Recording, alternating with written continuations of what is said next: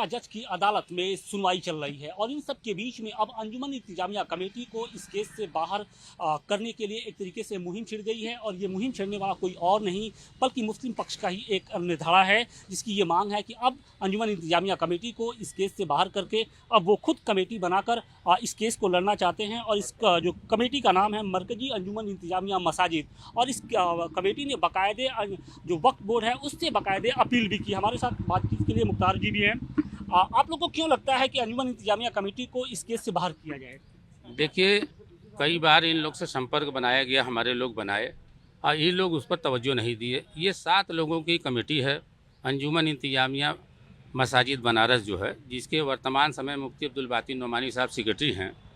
वो बहुत अच्छे आदमी हैं, उनका मैं कोई शिकायत नहीं करना चाहता हूँ। बाकी जो भी लोग हैं तो ये 7 ही लोग सीमित पर हैं। सारे लोग निगाह लगाए हुए हैं कि मुकदमे चल रहे हैं तो क्या उसमें हो रहे हैं, क्या करना चाहिए। ये लोग खुद मुकदमे ना देख करके लोगों को भेज के मुकदमा दिखवाते हैं। ये लोग सही तरीके से न इतिहास का काम कर पा रहे हैं, न तो अपने लोग को दौड़ा रहे हैं।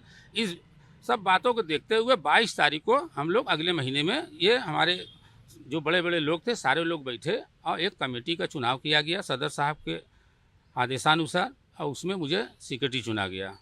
मैं सारी कार्रवाई पूरा करके वक्फ बोर्ड लखनऊ में वक्फ नंबर 100 पर हम लोग दाखिल किया। उनसे हम लोगों ने मांग किया है कि ये 2012 से ये कमेटी चल रही है, गैर तरीके से चल रही है, क्योंकि 2.5 साल के बाद ये कमेटी बदल जाना चाहिए। उसमें एकाध लोग एक्सपायर कर गए हैं, दफ़ा 37 में उनका वरासत भी नहीं हुआ, तो इसको बदला जाए और हम लोग इसको हटा करके हम लोग को इजाज़त दिया जाए ताकि हम लोग ज्ञान वापी मस्जिद को लेकर जो अभी सुनवाई चल रही है निर्णायक मोड़ पर है। जिला जज की अदालत में जो सुनवाई चल रही है, सवाल इस बात का है कि जब इस मोड़ पर निर्णायक मोड़ पर है, अंजुमन इंतजामिया कमेटी लगातार एक तरीके से हिंदू पक्ष पर भी दबाव बना रहा है कि देखिए ये मस्जिद हमारा है, मुसलमानों का है।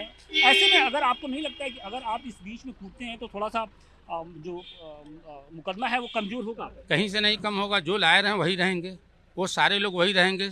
सेक्रेटरी बदलेंगे ना, और कौन बदलेगा?